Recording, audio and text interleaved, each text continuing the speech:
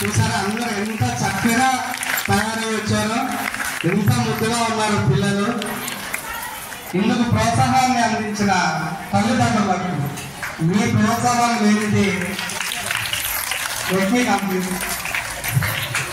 తల్లిదండ్రుల ప్రోత్సాహంతోనే పాఠశాలకు కార్యక్రమం ఇంత దిగ్విజయంగా జరిగింది. తల్లిదండ్రులకు ముఖ్యంగా ప్రత్యేక వందనాలు. అలాగే పిల్లలు కూడా చాలా చక్కగా పర్ఫార్మ్ చేశారు. I want to thank all the children for making this event A grand success. చూసారుగా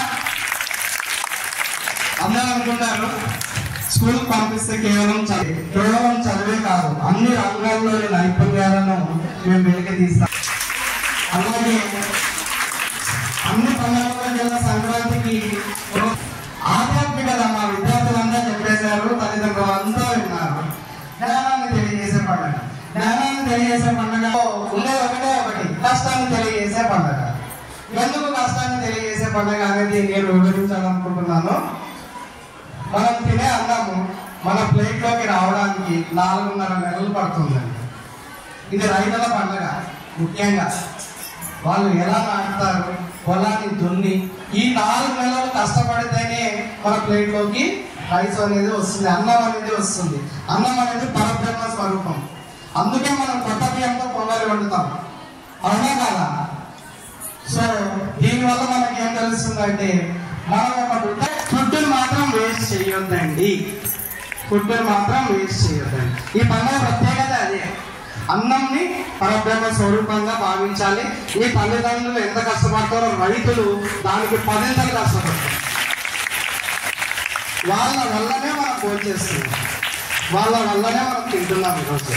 సో పిల్లలు కూడా దయచేసి గుర్తించవలసింది ఏంటంటే మనం అన్నాన్ని వేస్ట్ చేయకూడదు. Each drop saved becomes an ocean అంటారు. కాబట్టి each grain saved become a ton of rice.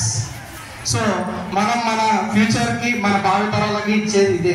మనం ఇప్పుడు ఎంత వృధా చేయకుండా ఉంటామో మన భూమి అన్ని నాళ్ళు కలకాలం వర్ధిల్లుతుంది. Thank you all. గట్టిగా చెప్తున్నారు జై జవాన్ జై కిసాన్.